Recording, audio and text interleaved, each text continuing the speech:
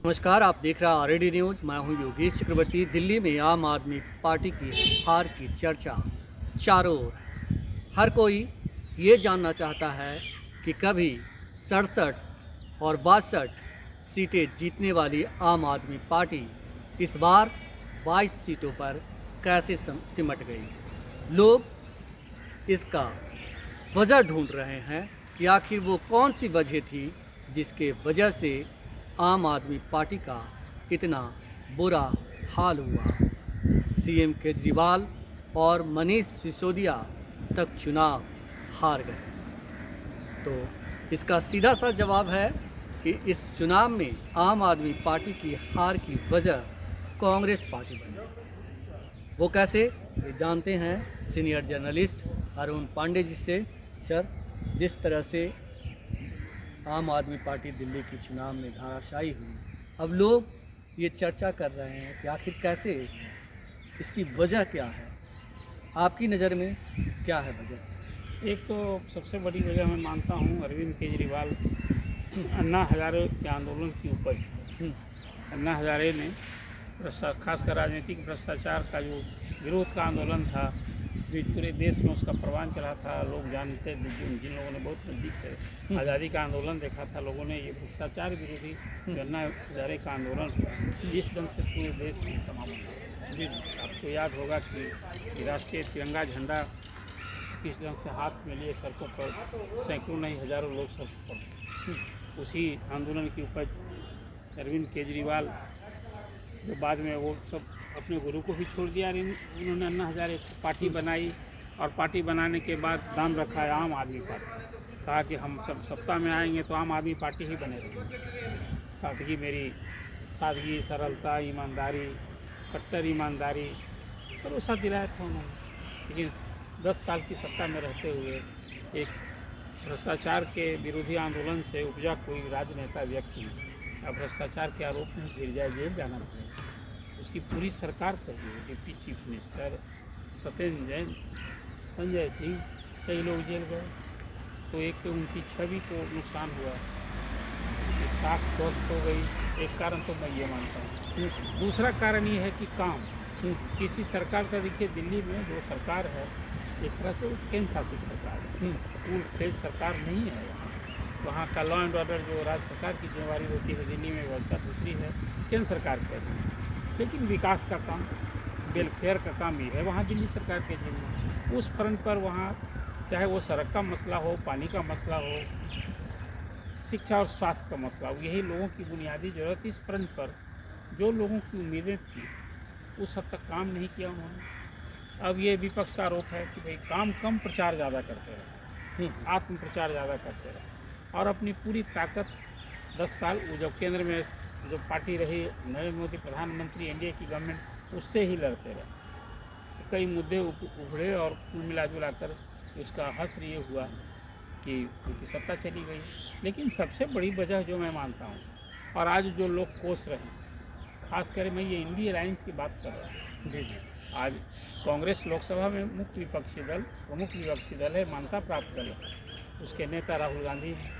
जी, इस लोकसभा के चुनाव में आप और कांग्रेस साथ लड़ने वाली पार्टी। इस चुनाव में, इसके पहले आपकी इतनी महक, आपको याद होगा गुजरात चुनाव के बाद आपको राष्ट्रीय पार्टी का दर्जा मिल गया।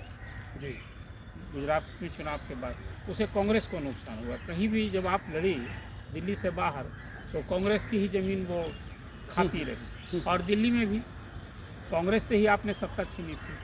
तो हरियाणा का चुनाव कहिए, गुजरात का चुनाव कहिए, इस बार कांग्रेस ने सबक सिखाने की, और दिल्ली के चुनाव में सभी 70 सीट के लिए कांग्रेस भी लड़ गई अपने अकेले भी। उसका जो नतीजा सामने है वो दर्शाता है कि आपकी सरकार वहाँ चली गई, उसका सबसे बड़ा कारण कांग्रेस बन गई। कांग्रेस के 2% वोट पड़े, हालांकि सीट एक भी नहीं मिली।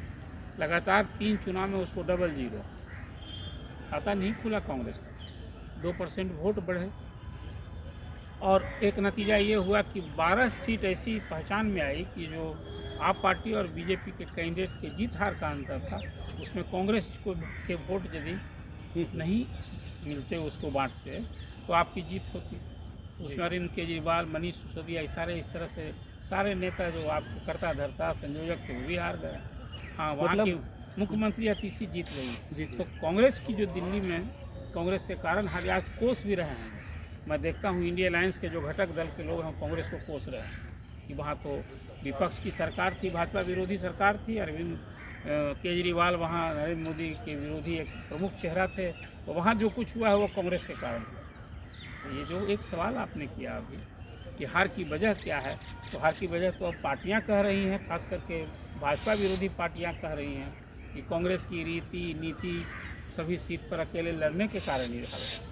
नहीं, कोई अगर इकला चलो का सिद्धांत पे चलता है और कोई अगर अपने आप को मजबूत करना चाहता है तो इसमें गलत क्या है, ये हम कैसे कह सकते हैं। हाँ, फैक्टर ये हो सकता है कि अरविंद केजरीवाल जो दावा करते थे वो उन दावों पे खरे नहीं उतरे। जनता जो है कांग्रेस के साथ भी थी, आम आदमी पार्टी के भी साथ थी और बीजेपी के साथ भी थी। सबसे ज़्यादा बीजेपी के साथ थी तो बीजेपी को ज़्यादा सीट मिली, यही बात है ना। नहीं, देखिए 2% वोट ज़्यादा मिला है बीजेपी जी आप पार्टी से। जी जी इसको 43% मिला है, उसको 45% मिला, और कांग्रेस का भी 2% वोट बढ़ा है। जी।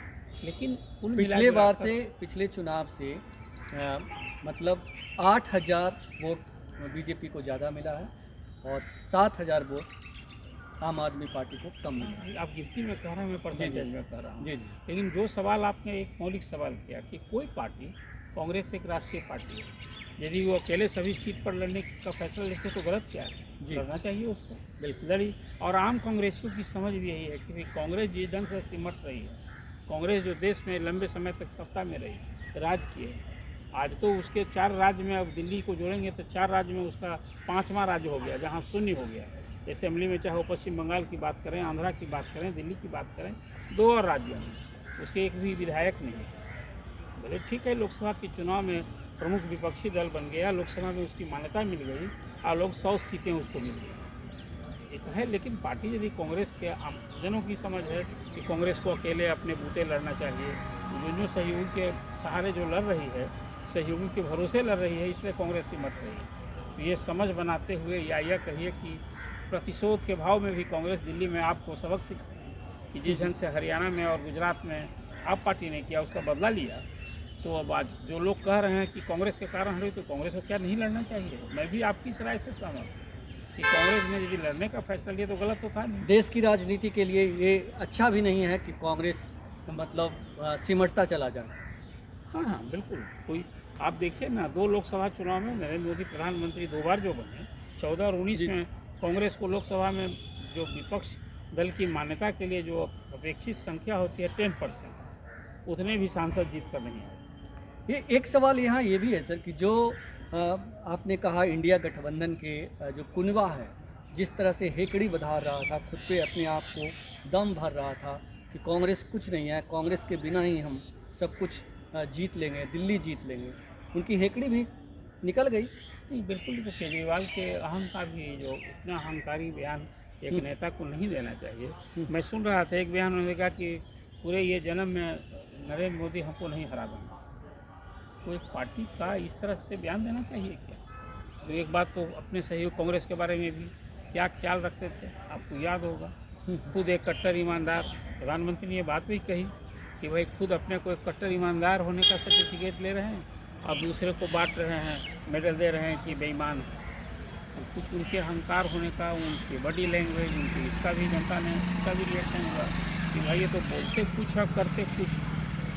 इसका भी खामियाजा भुगतना पड़ा है आप पार्टी को, या काज आत्मसमर्पण करने की जरूरत। देखिए आज एक जगह आप अभी पार्टी राष्ट्रीय पार्टी है, पंजाब में अभी उसको सत्ता में है अभी आप पार्टी, तो एक बार तो आत्ममंथन करना ही होगा। देखिए वोट मिला है उसको भी, 43% वोट कोई कम नहीं होता है। बिल्कुल। लेकिन जिस तरह से तमाम इंडिया गठबंधन के दलों ने कांग्रेस को छोड़ दिया, उनकी शर्तों को नहीं माना और आम आदमी पार्टी को सपोर्ट किया, ऐसे में कांग्रेस अकेले चुनाव मैदान में उतरी दिल्ली में, तो क्या ऐसी स्थितियां बिहार में भी बन सकती है? क्योंकि आने वाले दिनों में बिहार में भी चुनाव है। देखिए बिहार में मुझे ऐसी उम्मीद नहीं दिखती है। बिहार में महागठबंधन पहले इंडिया अलायंस बनने के पहले यहाँ खासकर राजद के लिए कांग्रेस एक विश्वास सहयोगी अब कांग्रेस के लिए भी जिस समय सोनिया गांधी को विदेशी मूल की महिला होने के कारण एनसी और शरद पवार ने पार्टी ही तोड़ दी, अलग पार्टी बना ली थी, तब भी लालू यादव ने समर्थन किया था। उस समय से एक समझदारी बनी। बाद के दिनों में थोड़ा राहुल का एक डिफरेंस व्यू अप्रोच रहा था, वो नीतीश कुमार को पसंद करने लगे और लालू यादव से डिस्टेंस मेंटेन करनी। वही राहुल गांधी ने ही, आपको याद होगा कि मनमोहन सिंह की गवर्नमेंट ने जो एक ऑर्डिनेंस लाया था कि भाई जो कोर्ट से कन्विक्ट हो जाएगा उसकी मेमोरी ख़त्म नहीं हो, उसको प्रोटेक्ट करने के लिए, तो उस ऑर्डिनेंस को फाड़ दिया था तो राहुल गांधी ने। तो एक इमेज बना था कि भाई ये तो भ्रष्टाचार विरोध एक बड़ा तेवर है। लेकिन चलिए बाद के दिन में फिर अभी लालू जी के अभी पटना आए तो लालू जी के घर गए थे राहुल, वहाँ जाकर उन्होंने चना और हरा चना और चूड़ा का स्वाद लिया। दिल्ली के आवास में जाकर वहाँ मटन और चिकन क्या क्या बनाने की कला विधा सीखी। तो एक जो केमिस्ट्री बनी हुई है, तो मुझे नहीं लगता है कि बिहार में कांग्रेस का वो एटीट्यूड होगा जो आपके खिलाफ हुआ है दिल्ली में। बिहार में जो राजद और कांग्रेस की जो केमिस्ट्री है वो आप जैसी नहीं है। तो बिहार में जो अक्टूबर नवंबर में चुनाव होगा, मुझे ये पूरी उम्मीद है कि कांग्रेस राजद के साथ। अब सवाल ये है जो ये कौंध रहा है सत्ता के गलियारे में, राजनीतिक गलियारे में, कि क्या फिर कांग्रेस 70 सीट की लड़ेगी, उससे अधिक का दावा करेगी कि 70 सीट नहीं मिलने वाली है। इसलिए कि पिछली बार के चुनाव में जो नतीजे आए थे तो राजद नेतृत्व में एक समझ बनी थी कि हम लोगों ने कांग्रेस को ज़्यादा सीट देनी, लड़ी 70 पर, जीती 19 सीट, और राजद 144 सीट लड़ी थी, तो सब 70 MLA उसके जीते थे। और ये समझ बनी थी कि यदि हम और कुछ ज़्यादा सीट लड़े होते, कांग्रेस को कम दिए होते, तो हमारी सरकार बन गई थी। ये समझ आज भी कायम है और वो समझ है कि भाई अब कांग्रेस को 40-50 सीट दिया जाए, ये पहले से मिला। लेकिन दिल्ली का जो नतीजा सामने आ गया है वो तो दिखाता है कि भाई कांग्रेस इंजूरियस है। कांग्रेस की उपेक्षा करना खतरा से खाली नहीं है। जो दिल्ली में देखिए आपकी सत्ता चली गई, तो बिहार में यदि तेजस्वी यादव को चीफ मिनिस्टर बनना है तो कांग्रेस को इग्नोर नहीं कर सकते। अभी कांग्रेस का ताना बाना, उसकी जो शर्तें हैं वो माननी होगी। यदि एक समझ बनी कि 70 की जगह 65 ले लीजिए, 60 लीजिए, कांग्रेस नेतृत्व तैयार हो जाए। लेकिन हाँ, वो मुझे नहीं लगता है कि 35-40 पर कांग्रेस मानेगी। और यहाँ महागठबंधन को मुकेश सहनी को भी रिकमेंड करना है वीआईपी पार्टी को। तो अभी तक थी कि राजद 140-144 लड़े और मुकेश सहनी को उसी कांग्रेस वाले हिस्से की सीट कुछ दे करके, अवाम दल को साथ है उसके लिए कुछ 10-5 सीट का ही है। अब यहीं पर एक सवाल है कि कांग्रेस क्या झुकेगी, कांग्रेस क्या कुछ सीट घटे तो तैयार होगी साथ रहने का, नहीं तो कोई बात नहीं बनेगी। और दिल्ली की तरह कांग्रेस यदि लड़ेगी तो सीधे नुकसान होगा यहाँ विपक्षी महागठबंधन को। जी जी, तेजस्वी को जो सीएम बनने का सपना जब से दिल्ली के चुनाव के नतीजे आए हैं, तब से बिहार के राजनीतिक गलियारों में इस बात की चर्चा है कि कांग्रेस खुद को अपने पांव पे खड़ा करने की कोशिश में जुटी हुई है और उसी के तहत बिहार विधानसभा के सभी 243 सीटों पर कांग्रेस पार्टी आने वाले विधानसभा चुनाव, देखिए जो सिटिंग MLA हैं कांग्रेस के 19, उसमें भी अधिकांश, उसमें भी तो 2 पार्टी छोड़ चुके हैं, पाला बदल चुके हैं और 6-7-8 तैयार बैठे हुए हैं। अभी पाला बदल का भी खेल होना है। जो 19 विधायक हैं वो सब एकजुट नहीं रहने वाले। आपको याद होगा अखिलेश यादव का राज्यसभा का चुनाव का कैसे लोगों को यादवों अपने विधायकों को समेटने के लिए हैदराबाद कहाँ ले जाया गया। बाद में खैर वोट जीत गए वो। कांग्रेस विधायक एकजुट रहेंगे कोई गारंटी नहीं दे सकता। तो एक तो कांग्रेस के MLA की एकजुटता ये बड़ा सवाल है। निश्चित पाला बदलेंगे, कुछ बेटिकट भी होंगे, लेकिन कुल जो एक सवाल आपने की कि बिहार में कांग्रेस सभी अकेले सीट पर लड़ने का फैसला ही ले लेगी, आम कांग्रेस जन में ये है मांग आज कि कांग्रेस बिहार यूपी सब जगह अपने अकेले सीट पर लड़े, तो कांग्रेस का आने वाला दिन में अभी सत्ता में तो है नहीं। तो विपक्ष में जैसा 19 विधायक वैसा 5 विधायक, वैसा 25 विधायक, तो 240 तो 43 लड़ेगी तब ना, लड़ेगी नहीं तो कहाँ से न वोट का परसेंटेज बढ़ेगा, न झंडा कहीं पूरे बिहार में ये होगा। तो ये समझ रखने वाले लोग हैं कि कांग्रेस को बिहार में भी अकेले अपने बूते लड़ना चाहिए। जब से कांग्रेस राजद की पिछलगू बनी तभी से कांग्रेस का ये हाल हुआ है। तो उसको जो राजद जितनी सीट देने के लिए चाहे लोकसभा में विधानसभा में तैयार होती है, उतना सीट कांग्रेस लड़ती है।